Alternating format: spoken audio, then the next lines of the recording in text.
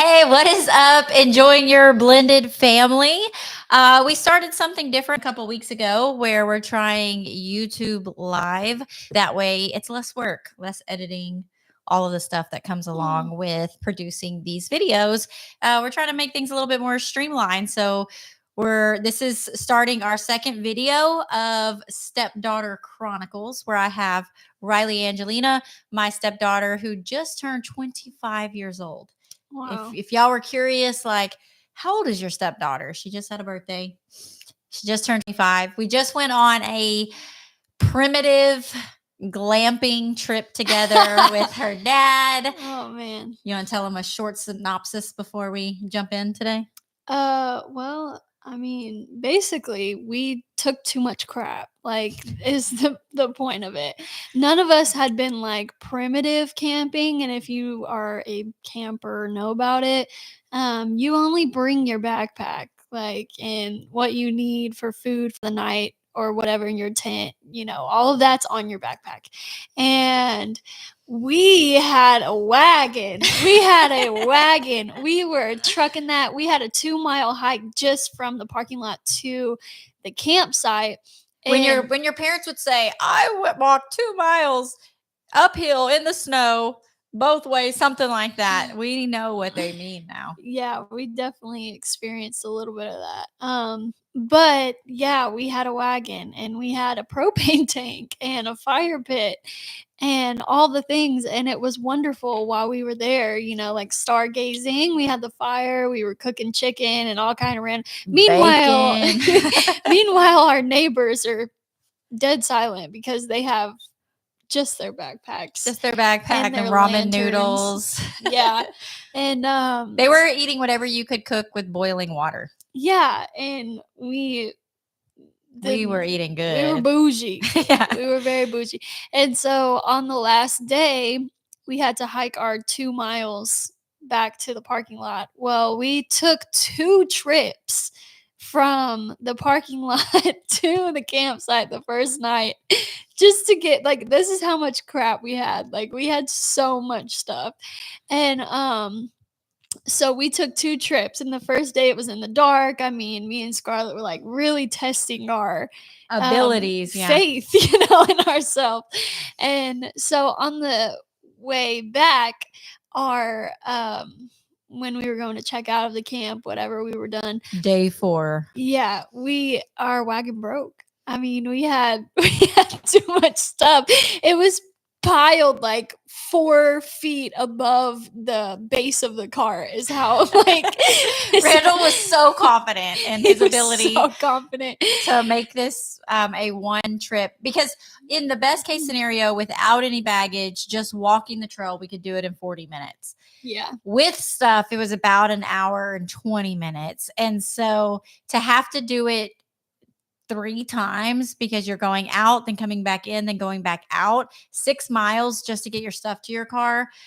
Yeah. We were dead. Like, we knew what we were made of after this. Yeah. And we all felt like, I was gonna say say the A word. bad A's, but we felt empowered. Like, yeah, like we could do this. Yeah. So that has absolutely nothing to do with this episode, as far as I know. It was just an intro. That was just a little fun fact of us enjoying our blended family. Something that we do discuss on here often is that we've created something called the Step Family JUMPSTART. So if you get that from us, it'll be in the show notes after this, like, is not live, and I'm able to put that in there. But you can come up with like these things that you love doing yourself. Your spouse comes up with a list of things they love doing. Your kids come up with lists of things they do love doing. And that's really how all this camping came about. Is Randall and I both realized, like, we want to tent camp, and it had been holding us back. We want to be able to travel. We want to be outside. We love nature. We like to be barefooted. These things that we started discussing, and we're like, well, let's do it. And then Ryleigh loves all of that same thing. And so with the Step Family Jumpstart, you're finding these things that everybody likes across the board and doing it as a family to help you blend and enjoy your blended family more. But you can also find the commonalities with just different groups within your family and then do more of those things together. So primitive camping is something that we have decided as like this little small subgroup inside our blended family. My biological kids could care less about going camping. They want to be indoors with air conditioning as much as possible. At least seems that way, because we invited them and they all said nope. Still invited them, but they said nope. But today's episode, I knew one thing I wanted to talk about today, which is a question that I've been getting in the DMs a lot, is how can a stepmom support her stepdaughter? And Ryleigh ended up writing this song the last few days. She had been working on it. I didn't realize that she'd been writing a song the last few days. If you don't know, go follow her on Spotify, Ryleigh Angelina. A lot of her songs in Beautiful Collide come from her life experiences, which is part of being in a blended family. And all this time, there's these different songs that she has for different family members, but none of them are like directly about me. And, I might have been secretly having a little pity party about that. Well, last night she says, I wrote this new song. It's finally finished. I want to play it for y'all. And she plays us this song. It's called Cinderella. Is that what the official song name title? Yeah. That's what you call it. It's called Cinderella. And she played it. And it's just like the very first line, like I just could tell, like, and tears are coming down my face.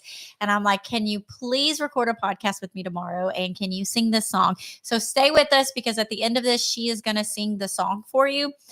But I wanted us to break down some of the things in the song with how I, as your stepmother, can better support you in these three different, because basically the song was broken into three different seasons of your life, right? Yeah. There was the moment when your dad told you that he was going to propose and all the feelings and emotions. She was 7 turning 8 during that time. So the difference of that like childhood innocenceness. And then we fast forward, I think it said like 5 years later or something. And it turned into those years, those teenage years where for our story, she went to go live with her mom. But there was some hard times like right before that as well. And then us having like not a lot of contact. But I know while she was gone is when Prayers from a Mom was birthed, because I prayed like I'd never prayed before for this girl. And then the season after that, which is what we're kind of currently in, is when she came back and our relationship, we reconnected, restored what that looks like and what it looks like now. So I'd like to ask you questions today on these 3 different seasons and how somebody as a stepmom, and I mean, you can pretty much just talk from your experience, but depending on when the stepmom comes into the child's life would depend on like where that relationship really is blossoming and how it looks a little bit different. Because if I would have come into your life as a infant or as a teenager or in your adulthood, those relationships still need years to grow. Like you can't just like, boom, we're in this stage now and let's skip all the hardships. Like it needs to develop. But let's start with the season of when your dad first met me, and just kind of like your mindset on those initial thoughts. And then on that day when he was like, I'm going to ask her to marry me.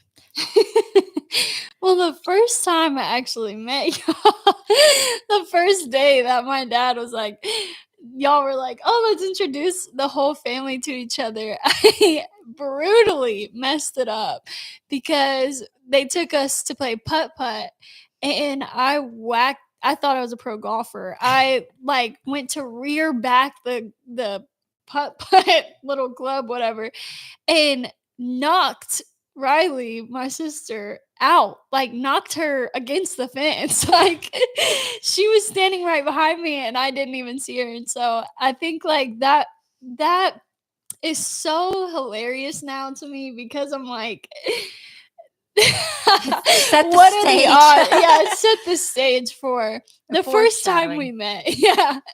And then I think like when we got along pretty good. I felt like, like I feel like as a kid I was still super hesitant, like oh yeah, just felt like this is just my dad's new friend, and she's cool, she's got kids and everything like that. And we just talked about this around the campfire when we were camping. Like Randall, or when we were walking around or hiking or something. I don't remember. We had the conversation yeah. that he didn't date. So he went 4 years from his divorce to he was just busy raising Ryleigh, which allowed him to have time to really like learn and grow himself and be ready for a relationship, which was different. I wasn't even fully divorced when we met. I had started the process, then I tried to make my marriage work, and then it didn't work, and so I had put the process in pause. And then I kind of went to some self-reflection, and then come like January of that year, I was like, okay, I'm ready to get out there. But I still had a month till my divorce was actually like officially final when I met your dad. And so in the beginning, things like he was like ready for a relationship now. I still had a whole lot of baggage that I was bringing into the family, but I was all in on including you and everything. Yeah. Yeah. That's just your personality. You're just all in. I don't even think you're ever all out. I just think probably. but yeah, so anyways, that was our first experience meeting. And then when my dad, he literally sat me down, which I talk about this in a song, but he sat me down on his bed and he had this ring and he turned around and he like showed it to me and he was like, I'm gonna ask her to marry me. And you would think like a little girl would be like, oh my God, like I'm gonna have like this family now and everything like that. I cried. Like I was like, no. I said, you cannot marry her. There's like absolutely no way. And at this point, we had been dating a year and things had been very hopeful and positive. But your mom also was getting married. Yeah, my mom had she already gotten married then? Do you remember what month her anniversary was in? Because we married in August. I feel like it was like maybe earlier in the summer. Like she was already planning her wedding at this point because we got engaged in March and then we got married in August. But I think your mom might have got married like the beginning of the summer. So yeah, sometime around there. So tell us about your thoughts because you kind of share it in the song a little bit. But what were some thoughts going through? Oh man. Yeah, I feel like I really just laid it out in the song. I'll just speak to you the lyrics of the song as a poem. But yeah, I just like I said in the song, I just felt my heart break. Like I felt my heart completely shatter because as a child of divorce, you always have that hope in the back of your head, like, oh, my parents are gonna get back together. And like in my situation, my mom was 800 miles away from me. I didn't have a easy access to her. I had to get on a plane to go see her. So, I just always had that hope like, oh, if my parents get back together, then I won't have to travel to see my mom anymore. Like, we will be one happy family. And that just wasn't the reality of it all. God had a different plan. And so I was really heartbroken. And I didn't realize, I don't think, fully the extent of the whole dating process and everything. Like I just thought they were friends, and then my dad like hit me with the side of the head like, oh, I'm marrying this girl. And I'm like, what? And also too, like, I was really jealous. Like I was jealous as a kid because my dad was the only thing that I ever had to myself. Like my mom was away, like she didn't choose, to leave me or anything like that. That's just the nastiness of the divorce. But she was away and I clung really close to my dad. We were really close, and like you were saying, like he never dated, so I just always had him there whenever I wanted. I never had to share him with anyone. And so when it came to like, again, I was a little spoiled. I was really spoiled. I was a brat. I had his full attention 25% of the time. Wait, 25/7, sorry. And and And so, I mean, he bought me anything I wanted, he just spoiled the heck out of me. And in a way I'm very, thanks for coming into his life because I would have been a brat today, man. But yeah, so it was just a surreal kind of like reflection of, oh my God, my whole entire life is about to change. And I don't think I had that with my mom. Like with when my mom got married, I was excited for her and I was full of joy, like me and my siblings were there. But for this situation, I felt like I was completely alone because my dad was my only like parent. My dad was my only family, I didn't have any siblings on his side, I didn't have any support or anything like that. And so She was in a also like the only grandchild because he just has a brother and his brother has no children. And so, yeah. like really it was like her, the focus, and some cousins, but Yeah. in the core. So I get this question. I mean, just this last week, I've gotten it from a couple of different people coming into the situation. So, I mean, you were a child then, so of course you couldn't like give yourself advice or anything. You're growing and maturing. But Yeah. for a stepmom coming into the situation, meeting a man that has a child and wants to just be there, be supportive, to be a part of your life, not like, just act like you don't exist, but also take into consideration where you're coming from emotionally and like just being a daddy's girl or having him all to yourself. What do you think would have been the best advice you could give to a new stepmom coming in to that situation? Man, I think just being completely honest, being completely open. I feel like if we would have had more conversations about that, like head on, like in those moments when I would come back from my mom's house and be completely shattered, that I would be back here, and it was a really hard time for me anytime I came back from my mom's house. So if we would have just like had some conversations or Like, you think it would have been beneficial if I would have said, look, you have a mom. I'm not trying to take her place. yeah. I'm here though. Like, I love you and I want to be a part of your life, whatever that looks like. We can figure it out together. Yeah, 1000%. 1000%. I don't know that I could have said that though, like with the insecurity and just the lack of, I mean, I was 26, 27. I mean, I was just a little older than you. It's so Woo! weird to even put that into the like I could never. mindset now of I'm over here trying to parent someone else. There's just so much that you don't know. And, we started young in our family. And so we were starting over very young as well. So I really just didn't have the knowledge, but I just wanted to be able to make our family as nice and normal and perfect as possible. So having hard conversations Mm, like that, I don't know that I would know to have those conversations because I just wanted our house to be mom, dad, children. yeah. But if I would have been able to be secure in who I was and be able to say, I'm not trying to take your mom's place. You have a mom, regardless of what my opinions that I had or didn't have at that point, because I didn't really know her Yeah. at all. But I just knew she was in another state and you didn't have a mom on a daily basis. So, hello, Mm. here I am. Here I am. Well, when we were Yeah. still dating, you still had your dad to yourself. Do you feel like in those beginning, like year or two, do you feel like you didn't have enough alone time with your dad? Like, do you have like memories of, I just wish that me and him would go do things just us, or did that like were you too immature to even know that you needed that?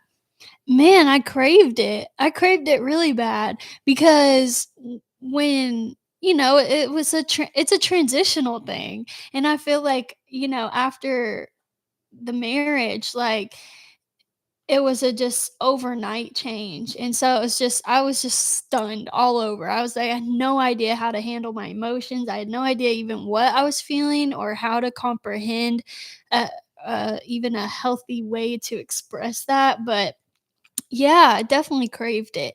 And I harbored a lot of hate, like subconsciously towards you and towards like Ryleigh and Devin, because I was like, man, like my whole world just shifted overnight.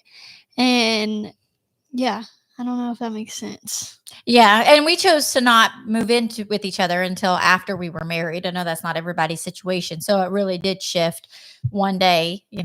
She lives in the house with her dad, and then we get married, and then come back from our honeymoon, whatever, and then we're moving furniture, shifting things around.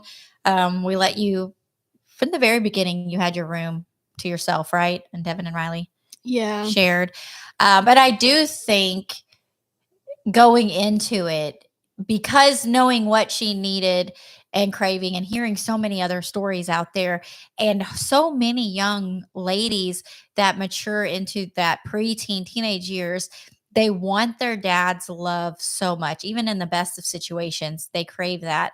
And here it is, now you're throwing another woman in the mix, you're throwing other children in the mix, and you get in your head like, we're trying to blend as a family, we need to do all these things together, or your schedule's just so busy that you're running all around all these different places. But I think it would have been very beneficial to have like your dad to be very intentional on taking you out, and y'all go do Yeah. your thing. And then me with my kids and go do our thing, not just regular like going to school, but like some like intentional time together would have been beneficial. So anything else for the beginning days? That's a broad question. Yeah, sorry, that The truck passing by. I was like, what is happening? There's like this creeper truck. Yeah, he did stop and was just kind of like like, staring through the windows. Yeah, it's okay. That's a lot right there. So having the conversations, just being more open and honest. But again, if you're not healthy and you're insecure in your role, or you're just young and you don't know, like, unless you're getting support in some way, which thank God for social media and coaches and counseling and all that they have now. So you've got to get to a point where you realize like, oh, okay, I need to be secure in who I am so I can have these hard conversations, or have somebody, even a sounding board, like, you're kind of missing the point here, or you're trying to do something that's not your position, or whatever, to have somebody speak into your life. And then be open to your husband and your stepchild going out and spending time. It's not you're not good enough, or they don't love you, or they don't want you in their life. We're helping the kids transition into this new family that they have. Yeah. Now, fast forward 5 years, as your song says.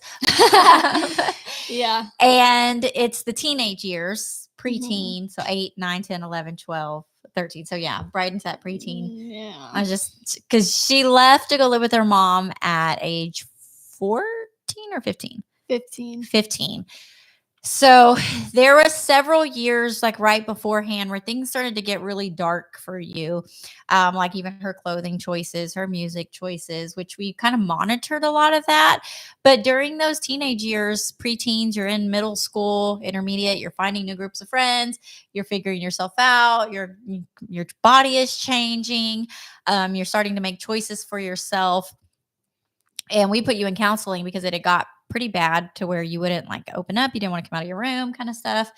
And so we're like, how can we help? So we put you into counseling. But what do you think? I guess just give a little bit what was going through your mind during that time first, those years before you moved.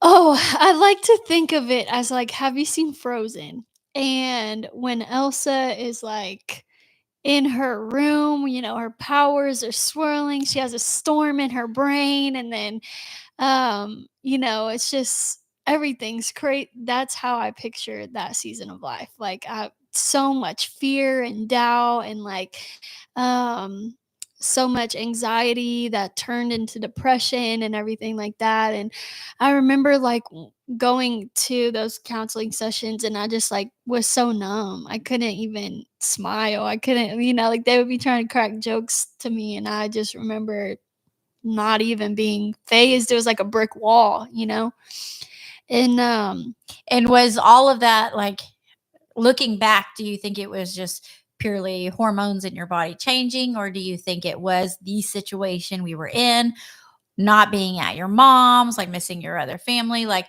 when you would sit in that darkness, where were all the thoughts like going? I think, the hormones could have been definitely a thing. I struggled, which recently just found out with that my like cycle and everything like that was totally jacked. Like, and anytime before I would like it would just, I don't know, my brain, it was just insane. And insane, like darkness and mental depression and everything like that. And I just recently, this last year, finally got help with that. But yeah, I think that could have been a factor, but also I think deeper than that, regardless of whether it was a hormonal thing or not, the feelings were real and the feelings were there. And I I think that it was all amplified. And I didn't know how to express myself, and I didn't want to hurt anybody, with my expressions. So in a way, I felt like I was protecting other people by not like lashing out and saying how I really felt, but also I was hurting myself like sevenfold. Like I was just internalizing everything. And if you're that kind of person, like that's a very dangerous place to be. And when you're not able to use your words to say like, hey, I need help. So yeah, I think that it was just all the emotions, the not having my mom, still trying to adjust to the you would think like after 5 years you would be accustomed, but you're really not. Like it, especially getting like forced into a situation so fast and everything changing overnight. Nobody's talking about anything. We're just trying to survive and Yeah. exist at this point. And pretend like we're just one big happy family. But inside there's just so much damage and so much layers to the cake here that hasn't even been open for discussion. So a lot of assumptions and a lot of just toxic mindset there. um I think that just really sent me for a spiral, and there was no joy in my life. That was a time in my life that I can say I actually had no joy. Like it was just completely sucked dry. And if you were to look, like she's saying, like from the outside, because she was involved in stuff, she was doing things in the church, she was playing soccer, like she had, even up to the years when she was moving off to her mom's, like being on the high school soccer team, drum line, like there were things that she was involved in, going through the motions. And so it wasn't as if like she's just locked up in her room in darkness, like, Yeah. Yeah. there's like the Cinderella, story where you're actually not able to like go Yeah. out and experience life. Like you were going through the motions of all of that. So Well, I think it was like an open wound for me. Like, because when you're as a female at that age, your body's changing. You're craving your mom. Like, you're craving like that relationship with your mom because that's supposed to be the person that you go to during those kinds of changes and everything. And I didn't have that. And yes, I did have you, and I'm very grateful for that now. But during that time, all I wanted was my mom. And I saw like you get to have your kids. And every single day, it was like a dagger stabbing at me because I was like, I'll never have this with my mom. And it made me resent like my my step siblings. It made me resent like you. It made me resent any female, honestly, in my life, because I was like, I can't let you in because I can't have somebody leave me like that again. And so I was trying to protect myself, and it was just like a open wound every day, and I didn't know how to express that. So do you think there's anything that a stepmom can do during that season when you already hormonally and just transitioning in life, and then all of the relationship stuff on top of that, lacking the relationship, was there anything that could have been done that you think should have been done? I think for me personally, with every kid, it's going to be a little different with their personality and everything. But I'm very much like more introverted extrovert. So I think just giving that time, but also I just needed someone to really help guide me through those emotions. Like, hey, I see that you're hurting. Is there anything like I can do for you? Is there anything you need? Like just continue to being open like that. And I think just I mean, we tried to have like family interventions. I remember that. Like we Oh, really yes. tried, and that was always intimidating to me because if I'm not even able to open up to you one on one, what makes you think I'm going to open up to a room full of people? So, it I A room full being her dad, me, and the other siblings. yeah, Right. that's true. Not That's like true. not like we had the whole family come sit in the living Yeah, room kind of thing. yeah. But even for me, it was so hard for me to even open up to my dad because I had a lot of pride as a kid. I feel like I struggled with pride a lot because I didn't ever want my dad to see me weak. I didn't ever want him to see me cry, and that was just the way that he also Yeah. is. And so that passed on to me, and I was like, okay, well, I've got to handle this on my own because he can't see me like this. That point real quick, just because I saw something yesterday. We like Love is Blind. Me a little bit She more. likes Love is Blind. The kids turned me on to it, but there's a single mom that was on there, and they were interviewing her and asking her some questions because I follow her on social media now, and She follows the entire cast. I do. I just, I just like to follow their stories. But one thing that she had said, because her daughter is like that preteen age, and she was asking her questions and like, did she let her daughter watch the show? And she's like, yes, I did. And she said one thing that it exposed in their family that she hadn't realized is her daughter had never seen her cry. And that's because as women, like we put on such a front. Because I remember after y'all all moved off and stuff, like my niece saying that, like, I've never seen you cry. And I was like, what do you mean? I cry all the time. I never realized that I did. I just became like a shell of like, I had to be strong and I couldn't let them see. So it allowed them, for her daughter to see her cry and get emotional on the show and get heartbroken, to have these conversations that they had never had before. And I think there is such a stigma of, like, especially for men, but also as women, of like, you need to be strong. We keep our emotions in check. Like, because if you're a woman and you're being overly emotional or whatever. Yeah, I feel like too, also especially as women, because we're just naturally seen as a weaker, gender. So I feel like, especially this was true to me, but like I'm always like I can do anything a man can do. So if I have to She be actually 12 said that times several times on our camping trip. Yeah, and I'm like, that's true. I am glad that men are stronger and it's their job to do these things. I'm like, I'll do it my own self. Yeah, I think like I just 12 times, I feel like I had to be 12 times stronger, just because I didn't want anyone to see me like that. So, yeah, just a lot of pressure that I put on myself for no reason. But, yeah.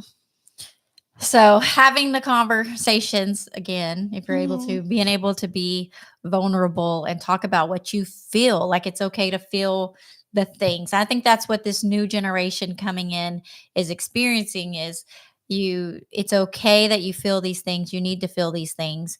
Let's talk through it. You don't want to stay in the season of depression or anxiety, Yeah. and you don't want to stay with the dark cloud. But Yeah. sometimes just talking about it and getting to the root of things instead of pretending like everything is okay, which is what we did a lot until we couldn't. Like we were keeping all the balls up, juggling everything, trying to make it look like we had our crap together. But then when the kids hit the teenage years, they were just falling. And then we would give all our focus to this one kid and this one set of problems that they have, and then the other kids would feel neglected, and then we would focus on the other kid, and then the other kid would feel, and it was hard as a parent to walk through that. And I think parenting in general without the step family situation probably is hard. I don't know, I didn't experience that. But in a step family, for sure. So being the stepmom, like, do you think if I would it have been helpful if I would have encouraged your relationship with your mom, or would that have felt just more like a slap in the face? Because we kind of just, not that we didn't talk about her, but she was like, we don't talk about Bruno. Like, yeah, literally. This is our house. This is what we do. We're the parents, our family, and that's your Alabama side. Yeah. Right? Yeah. I was I lived 2 different lives, like literally. Yeah, I think,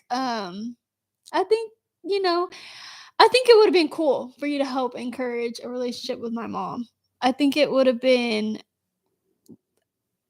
I feel like if we would have just talked about it more, I could have expressed it. You know, having things like your feelings are valid were never a part of our vocabulary. You know, it was just like, oh, you feel this way? Oh, let me help you. Or like, oh, let's not feel this way. Yeah, I just wanted her to be happy. Yeah. Let's take away the bad feelings and let's replace them with fun. Like, Yeah. And literally, I've struggled with that my whole life because, you know, here until recently, this past couple of years or so, anytime I felt something hard, I always covered it up with something else. Like I would just literally run away from the problem, hide my feelings, and project it into a new hobby or something like that and just forget about it. And then, I mean, you can only forget for so long until it starts building, building, building, and then finally you just break. And you've never dealt with anything. Like there was things that I was dealing with these past couple years that I never fixed when I was 9 years old, you know? And so I think like coming to that realization and um like for me now, like writing is my is my way of your healing all outlet. of that. Yeah. Yeah. And so if I'm able to write it and think through it and process it um with my eyes, then I'm like, okay, you know, I can let this go now. You know. So yeah, I think just sitting down, if we would have sat down and I could have felt like I could have openly, you know, expressed how I was to you or how I felt to you and not have had any, you know, pressure of, you know, having to do better, then I felt like I could have had an outlet with you. And it wouldn't have to have been like, you know, to a point I felt like I couldn't share because I felt like you would think like, you know, I felt like a shame with it almost because in a way, like, and you were just trying to help me, you know, like you didn't understand, you know, none of us knew, but it was like, oh, you feel this way, okay, well, let's, you know, cut that out. Let's do something else, you know. So, yeah. Well, and I think too, like when I really, really think about it and want to admit it, like I couldn't be that open about your mom because it was jealousy and competition, right? Like because I knew I couldn't fulfill that spot and I wanted to so much. And so I needed to be a better mom than she was to prove my place in your life. Which, of course, when I'm going through it, that's, you know, I'm not sitting there like, I sure am jealous and, you know, I want to beat her. You know, I'm not like sitting there thinking that. Yeah. But the choices and the things that I did and the don't talk about Bruno kind of mindset is like, you know, out of sight, out of mind, like she doesn't exist here. I am the mom in this house. And, you know, if we talk about her, then there's a comparison. And you would talk about her. And I would, you know, I just couldn't handle the fact that if you talked about her, that you held space for her and me. And you were not able to hold space for both of us either. It had to be an either or. And so, of course, you know, I'm the get out. Only push you away. Yeah. Okay. So I think we hit some pretty good deep stuff there for some help. What about fast forward into that reconciliation stage, the adulthood stage, coming back from your mom's and reestablishing that relationship?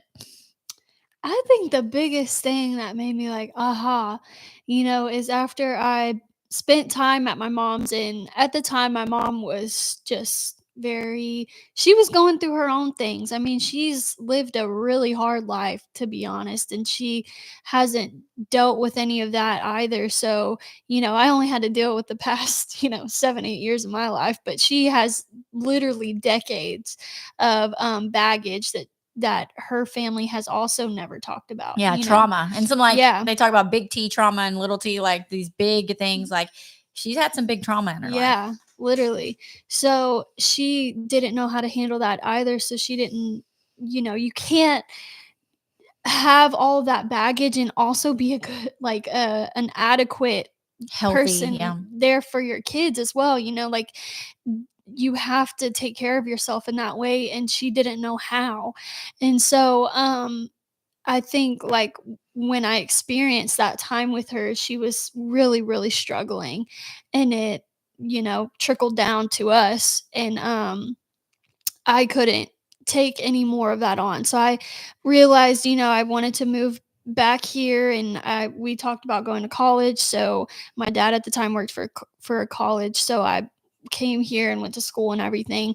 And we did spend that time trying to rekindle, like a whole bunch of stuff that we never talked about. But it came from a point now, like having grown and matured and realized now, like where we were coming from, to where we were able to have those open conversations, and we were both able to come to each other and be like, I'm sorry, Yeah. I'm really sorry for the way that things went down, because I did love you. I just didn't know how to express that. And then for me, I didn't know how to hold space in my heart for both my mom and you without betraying my mom, in a way. So, I we had a lot of talks. We had a lot of talks, and we kind of came to conclusions, and got on the same page finally after, I don't know, how long? 10 That was years? probably like 10 years, yeah. So, yeah, finally got on the same page and just held space and truly listened to each other when we talked. I think was the biggest thing. Truly listened and truly heard and valued what the other person had to say, and kind of put ourselves in each other's shoes and realized, like, okay. Yeah, I think that was huge, being able to see things, because when you were gone, I was able to see things from your mom's perspective for once. I was able to see things from your perspective. Like I was able to get outside of myself and realize, man, this is a really crappy situation that they're in. To not be able to raise your own child is like really rough. And so when my own biological kids left as well, it was like, this hurts. This sucks. Like now I can see what Ryleigh's mom was experiencing for all of these years. I was able to see what my ex-husband was experiencing for all those years, because you just want to be a part of your kids' lives, biological or step kids. And so I think when we could open our eyes to that and see, like, oh, okay, you were just trying to do this, or you were just feeling these things. And, but again, a lot of self-growth during that time to be able to have those hard conversations. Yep. So I think it's time for you to sing your song. Silly Songs with Ryleigh.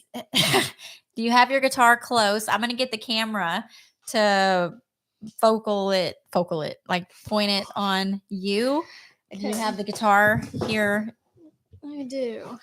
And we will wrap up this live and this podcast with Ryleigh sharing this never before heard, except for last night, from Randall and I. Let me see. I'm going to fix the camera on you a little bit more. Pay no attention to Randall's messy desk. Okay. Here we go.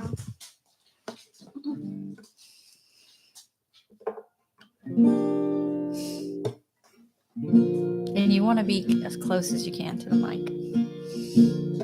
Okay. I don't know that you can We don't know if we can get closer. Let me move back. Here we go. We're still trying to figure it out, y'all. Okay, here we go. When I was 8, Daddy sat me down there on his bed and said, I've got some news. He was smiling ear to ear, he'd been praying for years, and God finally answered his prayers. He pulled a ring out his jeans and told me that he was gonna ask the girl of his dreams to join our family. And I cried, I felt my heart breaking for the first time as I realized that my parents were done, and I was forced to move on. And all I knew of stepmoms is what Cinderella went through. And I knew I couldn't afford to watch anyone else walk out my life. So I locked up the doors to my heart.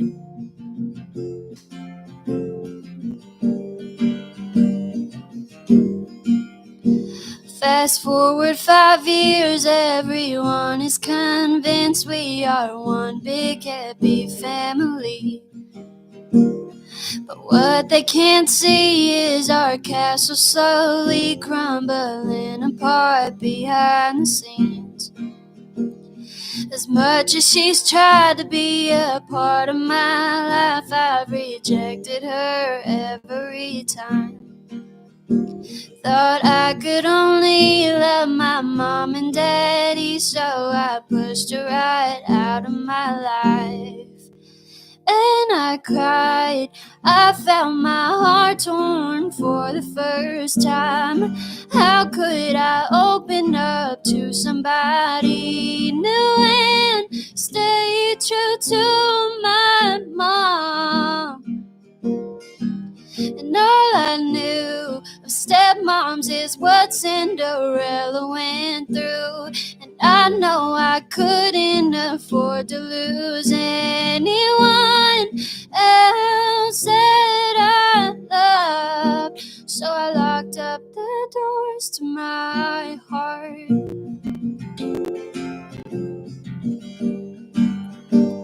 I locked up the doors to my heart.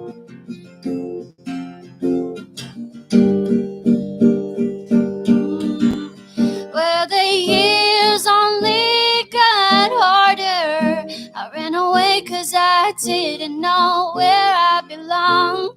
But when I finally came home, she pulled me in close and held me in her arms.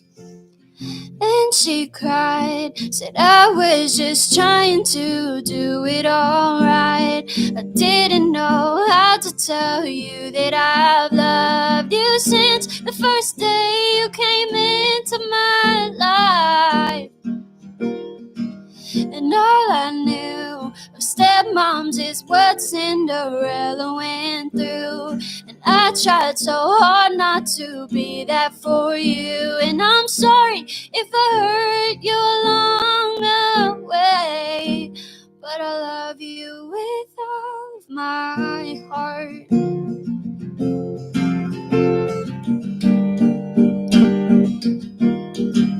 Now I cry, 'cause my heart is full for the very first time. I tore down those walls that surrounded my heart. Now I have so much joy inside. Now all I know of stepmoms is the love that mine has shown me by welcoming me into her family. And God knew what he was doing the whole time when he placed her into my life.